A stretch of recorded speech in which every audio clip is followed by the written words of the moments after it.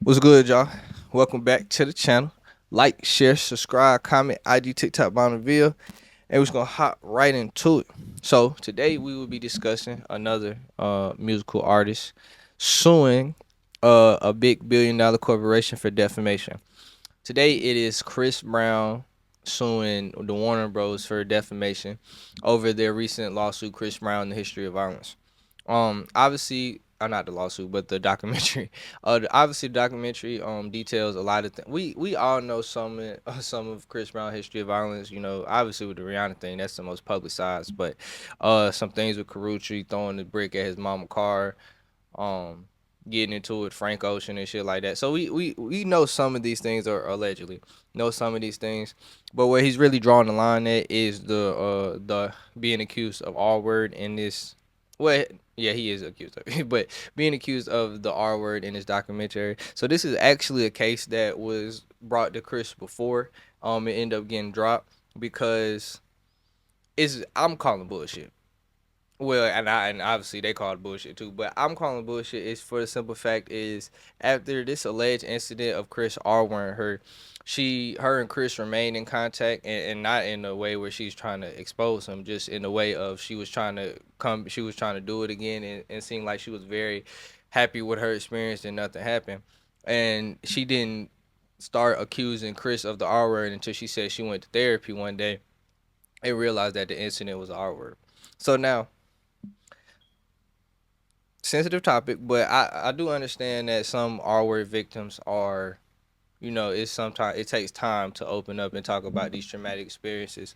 So I do understand that, but it's just very fishy that you had such a great experience that you was contacting this man, and then one day all of a sudden you just went to therapy. I'm not downplaying therapy, and now he R word you.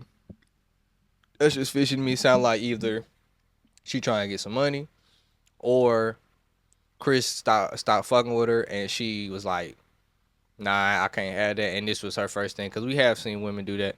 So yeah, yeah, that I'd call him bullshit on that. So basically, in the defamation, I mean, the documentary, she shows up on the scene as a Jane Doe, black silhouette, and accuses him, and basically that's where he draws the line at.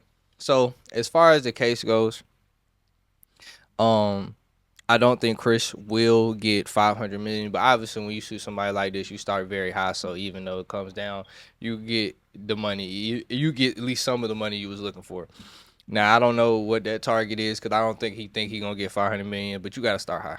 But um, now as far as now the hard part that makes this defamation coming from the Warner Bros. Is because it is in the documentary that they contacted Chris team, and Chris and his team denied these allegations. So that's in the documentary. So that makes the defamation case a little harder. Um, I do see, I do think this is also funny in it going to trial, because like I said, Chris Brown already has a history and a line of violence. So Warner Bros, a billion-dollar corporation, obviously gonna have some phenomenal lawyers, and these lawyers, when they get up there and Chris has to get cross-examined, are obviously going to bring these things up, and it's just going to make it look worse, and it's also going to take the eye off of what exactly Chris is trying to say he's defaming for. Instead, he's going to be just not protecting his name from that specific incident. He's going to be protecting his name for everything he has done in the past, and that's not what we're here for. So this is a very tricky case. I do my prediction. My prediction. I'm not no lawyer or anything.